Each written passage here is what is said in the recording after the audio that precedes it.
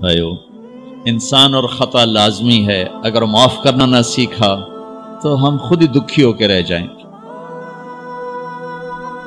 لوگوں کے زخم بھلا دو، اللہ پہ ڈال دو، اللہ صلہ دے گا، زندگی پرسکون ہو جائے گی۔ دیکھو ہم اپنے یہ کرتے پر داغ نہیں لگنے دیتے، اپنے بس سے داغ۔ کھانا کھانے بیٹھو، نیپکن، یہ دیکھو ابھی نیپکن پڑے ہوئے ہیں، رکھو اگو رکھو توڑے چولے تو کوئی سالن نہ ڈھے پاوے، ٹھیک، یہ تو پھر بھی دھل جائے گا، لیکن یہاں داغ لگا کبھی نفرت کا، کبھی غصے کا، کبھی انتقام کا، کبھی حسد کا، کبھی بغض کا، کبھی کینے کا۔ انسان سب سے زیادہ اپنی ذات سے محبت کرتا ہے۔ یہ معمولی سے کپڑے کو داغ سے بچاتے ہو، جو سب سے قیمتی چیز ہے دل، جو بادشاہ ہے، اسے بھی تو صاف ستھرا رکھو۔ جیسے ہم لاکھ زور لگا لیں، ہم کپڑے کو میل سے نہیں بچا سکتے، لاکھ زور لگا لو، لوگوں کے منفی رویے آپ کو توڑے بغیر نہیں چھوڑیں گے۔ لہذا کیا کرو؟ نبی والا معاف کرو، معاف کرو، دل کو صاف کرو، دل کو صاف کرو، دل کو صاف کرو، صبر کرو، معاف کرو۔ صبح و شام اس دل میں کسی کی نفرت نہ آنے دینا، کسی کے لیے بغض نہ آنے دینا، کسی کا کھوٹ نہ آنے دینا، کسی سے کینہ، غش، سارے الفاظ کو اپنے اندر سمیٹے ہوئے۔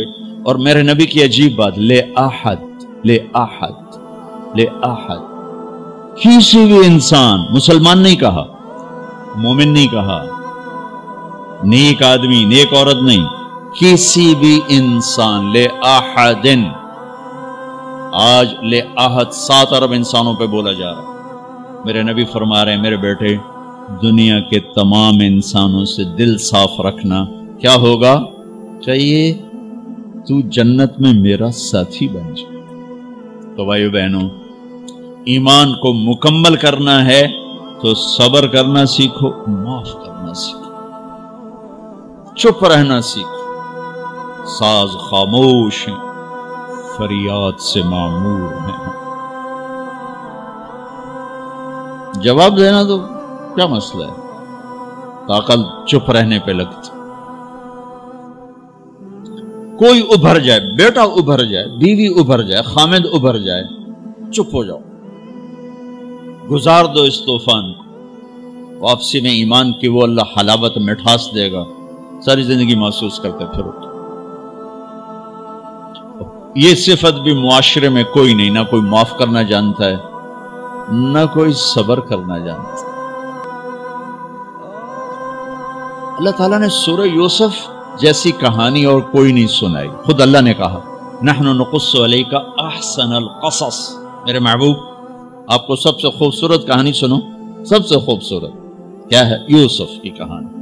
اور کسی نبی کا یوں تفصیل سے چلتے چلتے واقعہ پورے قرآن میں اور کہیں نہیں جیسے یوسف علیہ السلام کی کہانی۔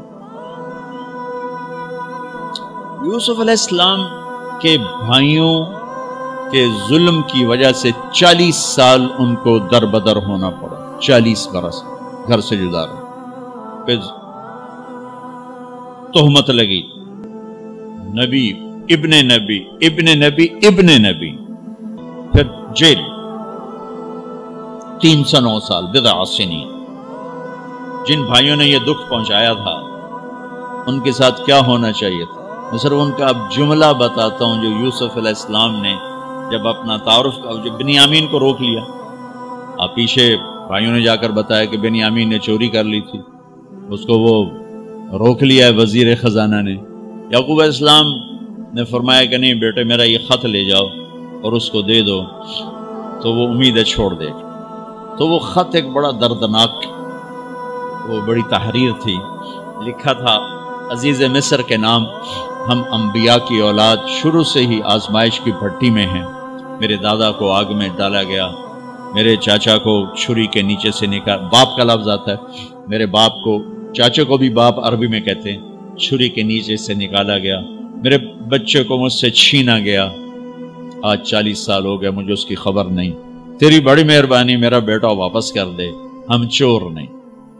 اچھا، چونکہ یعقوب بھی نبی، یوسف بھی نبی، جب یوسف علیہ السلام اقتدار میں آ گئے تو اللہ کی طرف سے اجازت نہیں باپ کو بتانے کی کہ بھائی بتا دو میں ٹھیک ٹھاک ہوں. خاموش ہو خاموش. صبر پک رہا ہے پک رہا ہے پک رہا ہے. جب یوسف علیہ السلام نے خط پڑھا تو بہت روئے اور اللہ کی بارگاہ میں دعا مانگی، یا اللہ اب مجھے ملا دو، اپنے گھر والے ملا دو، کل مجھے بتا دو. پہلے روکا ہوا کہ اب بتا دو. تو یوسف علیہ السلام نقاب اوڑھتے تھے، اپنے حسن ایسا تھا نقاب اوڑھتے تھے کوئی فتنے میں نہ پڑے. تو جب وہ دوسری دفعہ بھائی آئے، تیسری دفعہ،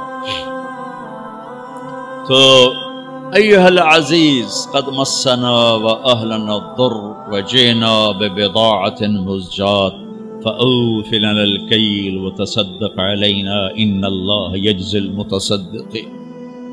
کیا عاجزی ان کلمات. جناب لائے تو کچھ نہیں ہے بھائی، یہ 2 پھوٹی کوڑیاں ہیں، ہمیں کچھ غلہ دے دو، بڑی بھوک اور فاقہ ہے. تو یوسف علیہ السلام نے ایسے نقاب ہٹایا، ایک دم انہوں نے یوں دیکھا، ابھی پہچانا نہیں. میں یہ جملہ بتانا چاہتا ہوں کہ اللہ سبحان انبیاء کے اخلاق کیا ہوتے. مجھے کیوں سنا رہے ہیں؟ آپ کیوں سنا رہے ہیں؟ کہ ہم اس کو پیچھے چلنے کی کوشش تو کریں. کیوں بد اخلاق ہو کے مرنا چاہتے؟ کیوں لوگوں کے دل توڑ توڑ کے اپنی قبر میں جاتے ہیں؟ اسے ٹوٹنے دو، اسے اللہ اقبال کی قبر روشن کرے. تو بچا بچا کے نہ رکھ اسے، تیرا آئینہ ہے وہ آئینہ کہ شکستہ ہو تو عزیز تر ہے نگاہ آئینہ ساز میں. اسے ٹوٹنے دو، اس کے ٹوٹنے پر اس کی قیمت بڑی لگے گی.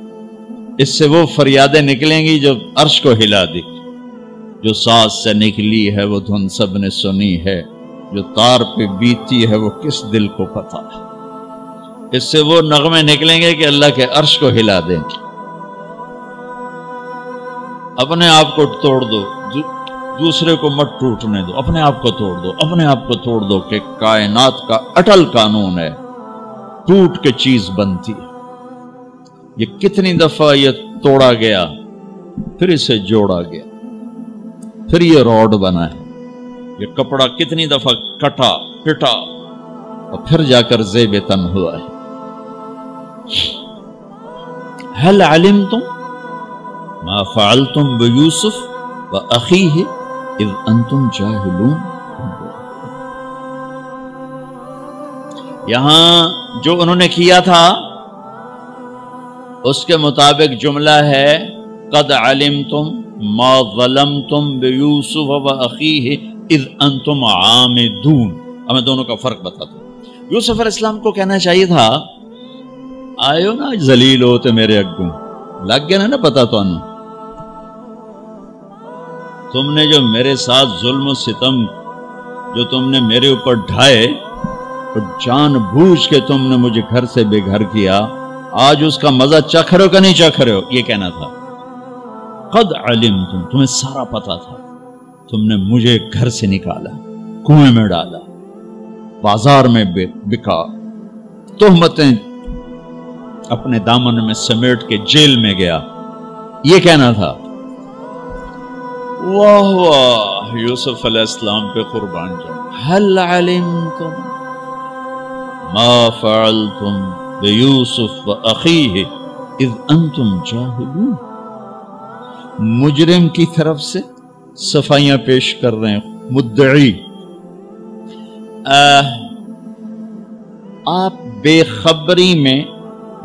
خبری میں حل وہاں بولا جاتا ہے کہ مجھے پتا ہے کہ جو بات میں عثمان کو کہنے لگا ہوں اس سے معلوم نہیں. اردو میں ہم کہتے ہیں عثمان تمہیں پتا چلا، ابو بکر تمہیں پتا چلا. یہ ہے ہمارا محاورہ. تو عربی میں حل. میرے بھائیو آپ کو پتا نہیں چلا تھا بے خبری میں ما فعلتم. فعلا عربی زبان کا سب سے کمزور لفظ ہے. تھوڑا بہت یوسف کے ساتھ